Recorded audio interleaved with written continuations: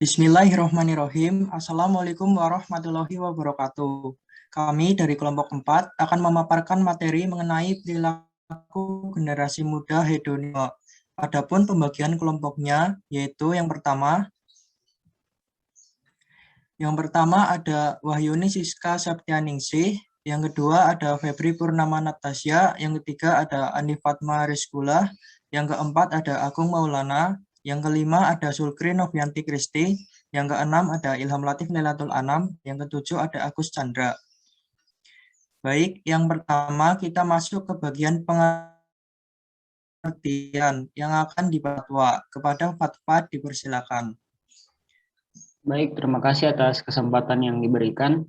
Langsung saja, istilah hedonisme ialah cantuman daripada dua perkataan, yaitu hedon dan isme. Perkataan pertama yaitu hedon merupakan istilah Greek Yunani yang berarti kesenangan atau keseronokan. Jonathan Urmson 2005. Maksud perkataan kedua yaitu isme dijelaskan dalam Kamus Dewan sebagai akhiran asing kepercayaan, gerakan politik, atau keagamaan, sikap, serta perlakuan. Perkataan hedonisme diartikan sebagai suatu pegangan atau pandangan hidup yang mementingkan keseronokan atau kesenangan hidup. Hedonisme adalah pandangan hidup yang menganggap bahwa orang akan menjadi bahagia dengan mencari kebahagiaan sebanyak mungkin dan sedapat mungkin menghindari perasaan-perasaan yang menyakitkan. Hedonisme merupakan ajaran atau pandangan bahwa kesenangan atau kenikmatan merupakan tujuan hidup dan tindakan manusia. Saya kembalikan ke moderator.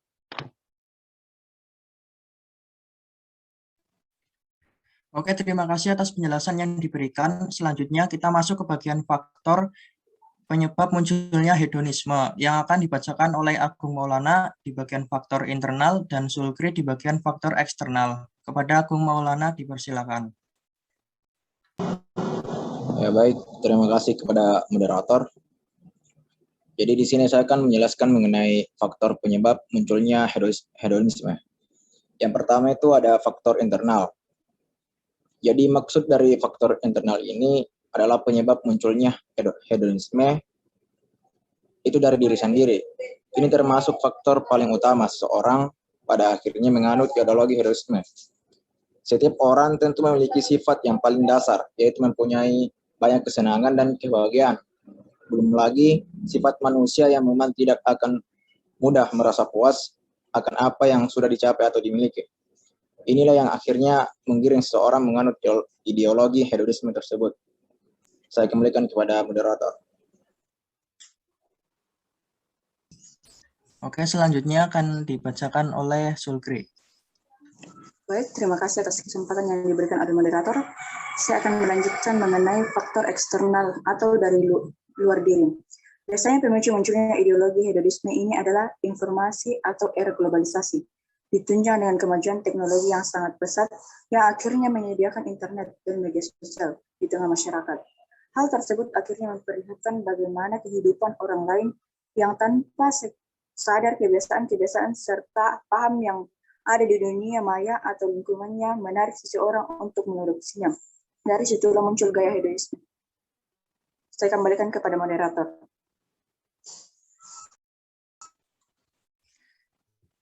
Oke, terima kasih atas penjelasan yang diberikan. Selanjutnya kita masuk ke bagian dampak dari hedonisme yang akan dibacakan oleh Wahyuni pada poin 1 dan 2 dan Agus Chandra pada poin 3 dan 4. Pertama-tama kepada Wahyuni dipersilakan.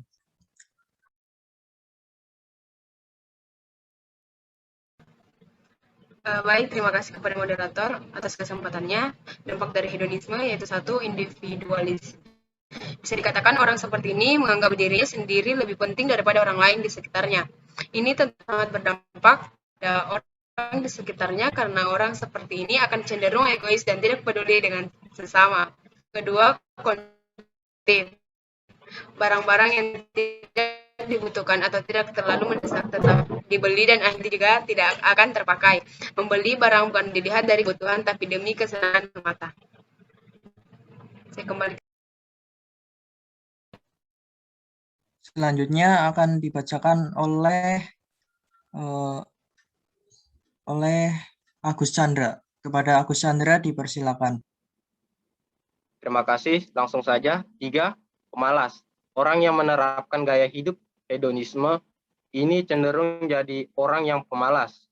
Orang yang pikirannya hanya untuk bersenang-senang tentu akan jadi pemalas dan suka membuang waktu. Ini selain merugikan diri sendiri, tentu merugikan orang di sekitarnya juga. 4. Tidak bertanggung jawab. Orang yang menganut ideologi hedon ini cenderung suka-suka atau seenaknya sendiri tanpa memikirkan orang lain. 5. Boros.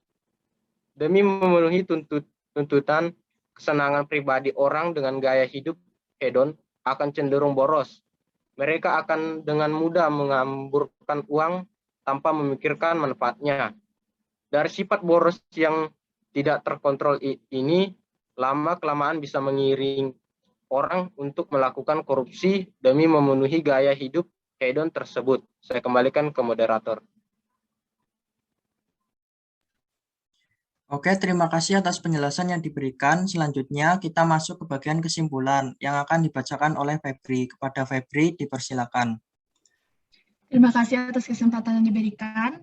Jadi kesimpulannya, perkembangan teknologi saat ini memberikan dampak yang besar terhadap perubahan sosial di masyarakat, terutama di kalangan anak muda. Keadaan ini tentu membawa beberapa perubahan sosial, terutama sifat hedonisme. Sifat hedonisme ini merupakan bagian dari identifikasi perubahan sosial seseorang. Esensi hedonisme lebih banyak terkait dengan remaja karena menunjukkan bahwa remaja berperan penting dalam perkembangan zaman dan kondisi psikologis mereka yang masih labil, yang membuat mereka lebih mudah membiarkan diri terpengaruh oleh perubahan sosial yang ada. Terima kasih, saya kembalikan kepada moderator. Demikianlah pemaparan materi kami mengenai perilaku generasi muda hedonisme. Apabila kami ada kekurangan dalam memaparkan materi, kami mohon maaf. Terima kasih. Wassalamualaikum warahmatullahi wabarakatuh.